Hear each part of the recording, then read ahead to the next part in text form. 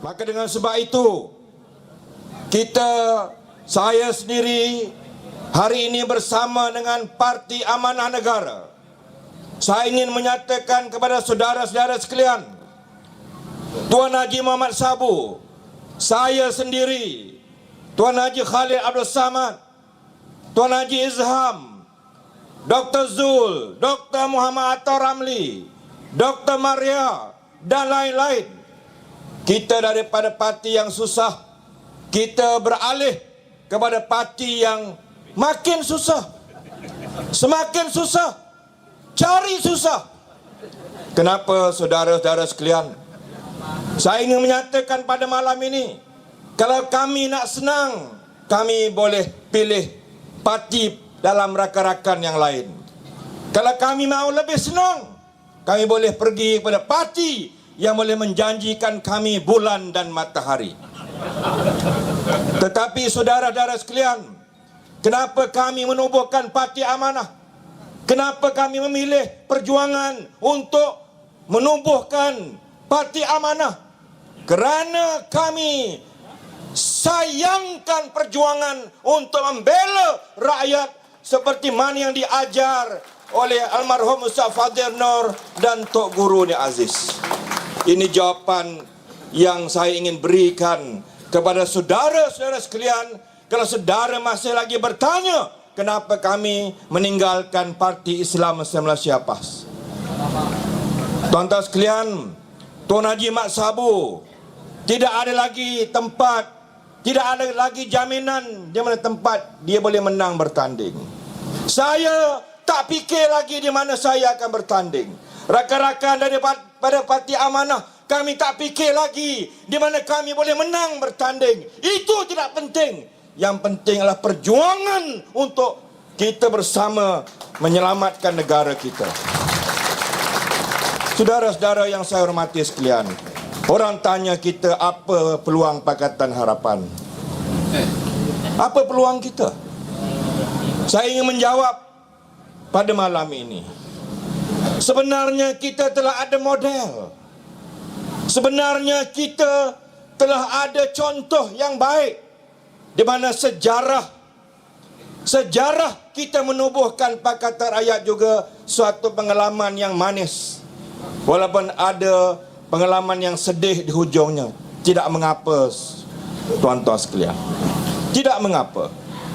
Tetapi pengalaman itu mengajar kita bahawa di atas nama Pakatan Rakyat, kita belajar bahawa tidak ada satu parti pun yang boleh memerintah negara kita. Betul atau tidak?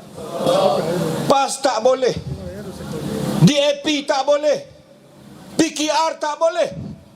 Kita cuba bergabung, walaupun kita berbeza, walaupun dasar kita berbeza, tapi demi menentang kezaliman, menegakkan keadilan. Paling tidak pun Pakatan Rakyat telah menunjukkan bahawa tahun 2013, walaupun kita ada kelemahan, saya akui kita ada kelemahan. Pakatan Rakyat belum sempurna, belum cukup kuat. Tetapi rakyat melihat inilah Pakatan Rakyat yang boleh berdepan dan boleh menumbangkan Barisan Nasional. Dan people has spoken. The people of Malaysia has spoken. Apa maknanya, tuan-tuan sekalian? Maknanya kita dapat 52% undi popular.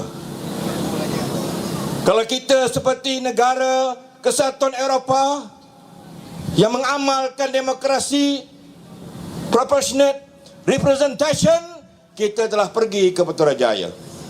Tapi tidak mengapa, rakyat tahun 2013 telah menyatakan bahawa mereka telah beri kita majoriti. Itu satu contoh, satu isyarat yang jelas bahawa rakyat mau kepada Pakatan Rakyat. Tapi sayang seribu kali sayang, harapkan panas sampai ke petang, rupanya hujan di tengah hari. Saya tak nak ulang cerita sedih itu. Tetapi kita, tuan-tuan lihat wajah-wajah kami. Lihat wajah Mat Sabu, wajah saya. wajah rakan-rakan yang lain. Apa yang kami mahu sebenarnya? Kami mahu menyambung perjuangan ini. Kami sayang dan kasih pada rakyat Malaysia. Perjuangan kami untuk membela Islam, orang Melayu, orang Cina, orang India, Kadazan, Iban, Murud, dan semuanya lah merupakan rakyat yang mesti kita berikan pembelaan kepada mereka. Dan kita ada contoh. Kenapa saya sayang pada perjuangan ini? Kerana kita telah ada contoh. Kita telah buktikan kepada rakyat Malaysia, kita ada tokoh yang pada bila-bila masa boleh mengambil alih Putrajaya. Betul tuan-tuan? Saya nak sebut pada malam ini. Saya datang malam ini bukan nak baca cerita-cerita dongeng, fairy tales, once upon a time. Bukan. Saya datang malam ini bukan nak baca hikayat Merung Mahawangsa, Malam Deman. Bukan. Saya datang malam ini untuk membaca fakta-fakta penting yang boleh kita pegang, yang boleh kita bertanggungjawab bahawa kita ada tokoh, kita ada mereka yang telah buktikan mereka amanah, mereka jujur, mereka boleh mengambil alih Putrajaya. Tok Guru ni Aziz, orang kenal dia. Kenal Tok Guru ni Aziz? Orang Cina kenal, orang India kenal Tok Guru ni Aziz, orang India kenal dia. Orang sebut tentang Saidina Omar bin Abdul Aziz. Sahabat saya yang berhormat Lim Guan Eng pun sebut tentang Omar bin Abdul Aziz. Kenapa tuan-tuan? Kerana dia ikon. Dia beli satu lampu. Di rumah dia ada dua lampu, ada dua pelita. Dengan duit gaji dia, lampu pertama dia beli dengan duit gaji dia sendiri. Dia boleh bincang hal keluarga dia. Tapi bila mau bincang tentang negara, dia pakai satu lampu yang kerajaan bayar lampu itu. A very small matter. Berapa sangatlah bil tentang lampu itu. Tapi itulah integriti. Itulah amanah.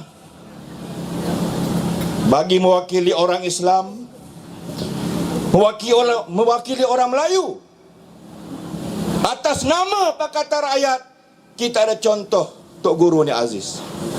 Betul tuan-tuan? Dia sudah mati. Dia sudah mati.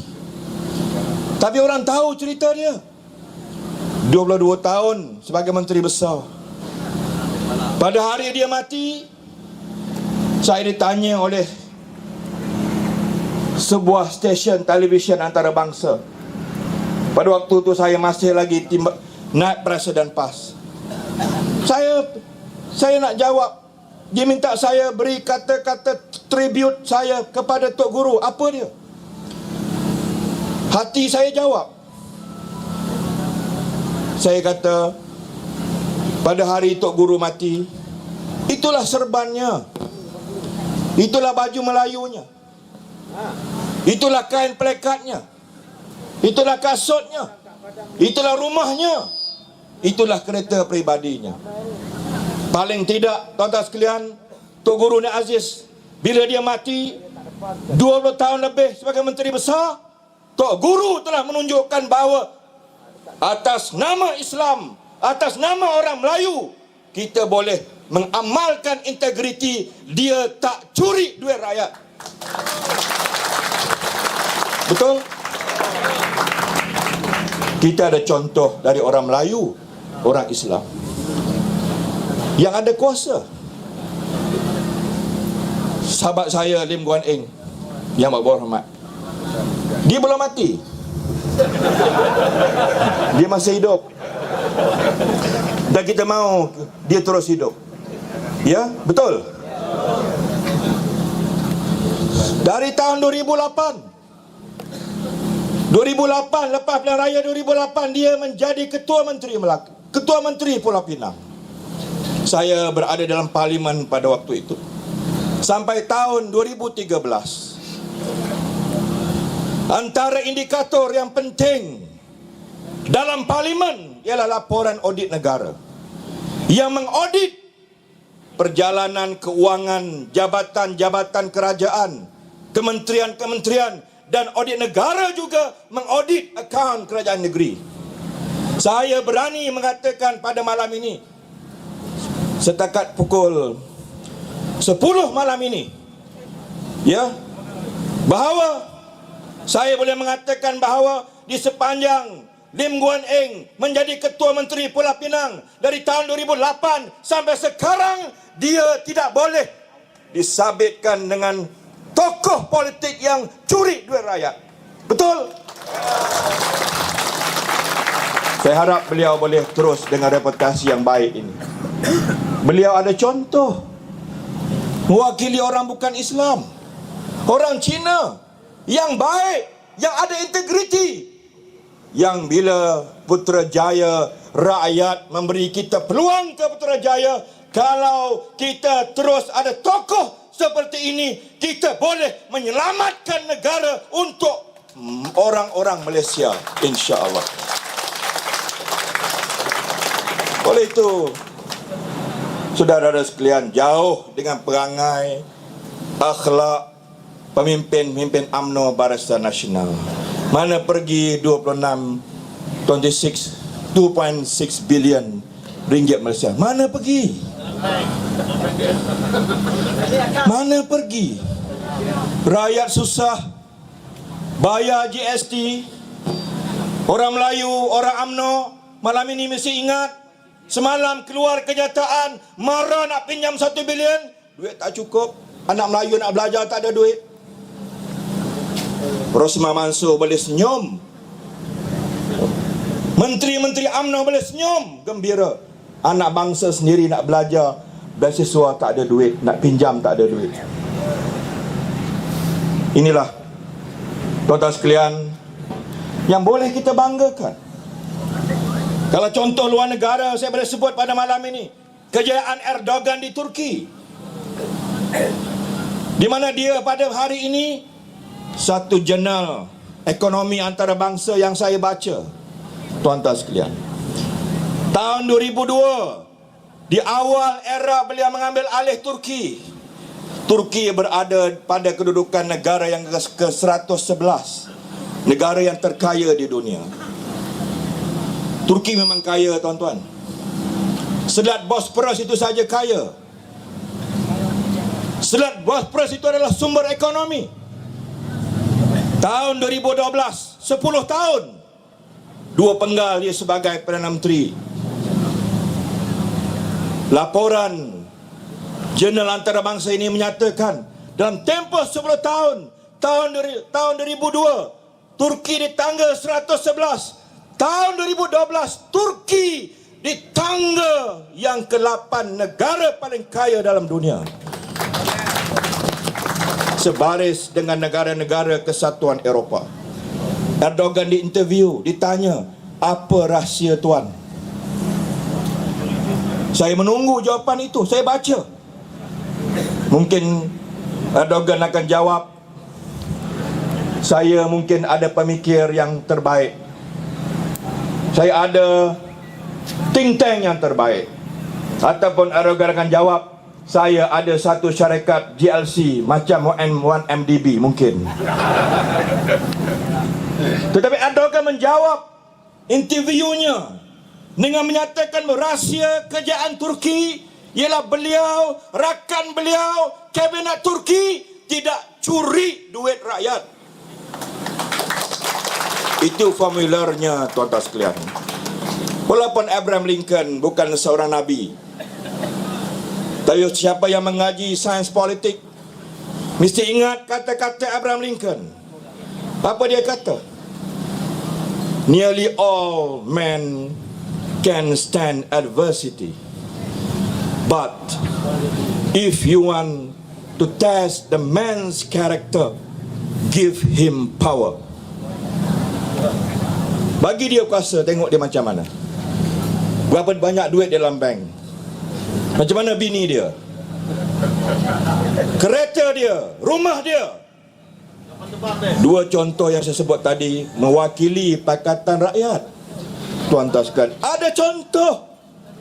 Maknanya Pakatan Rakyat ada contoh yang terbaik, tapi patah di tengah jalan. Maka di sinilah Parti Amanah Rakyat berdiri. Untuk apa? Untuk amanah bersama DAP, bersama PKR. Kita bersama untuk kita menumbangkan UMNO Barisan Nasional. Untuk apa? Untuk kita membela rakyat Malaysia yang ada pada hari ini, insya-Allah. Oleh itu sekian yang dapat. Sebelum mengakhiri, saya diminta untuk tuan-tuan sekalian pergi pada setiap orang untuk memberi sedikit derma pada malam ini. Ini parti susah. Susah, tuan-tuan sekalian. Nanti orang kata ini parti Guaeng bagi duit. Lagi susah. Lagi susah. Tak apa. Kita kawan. Kita sahabat. Kita adalah kawan yang ada satu matlamat. Amanah, DAP dan PKR, kita berkawan bukan untuk apa-apa. Berkawan bukan untuk kepentingan peribadi. Kita berkawan pada hari ini menubuhkan Pakatan Harapan untuk menyandarkan harapan kita kepada rakyat Malaysia untuk PRU yang akan datang, insya-Allah. Oleh itu saya mengharapkan tuan-tuan dapat memberikan sokongan kepada kami. Tolong kami untuk membina Pakatan Harapan. Boleh? Percaya tak percaya? Percaya atau tidak? Insya-Allah dengan semangat rakyat, semangat orang Malaysia, semangat semua kaum, insya-Allah Pakatan Harapan akan dapat menjadi pembela kepada rakyat Malaysia, insya-Allah. Terima kasih. Assalamualaikum warahmatullahi wabarakatuh.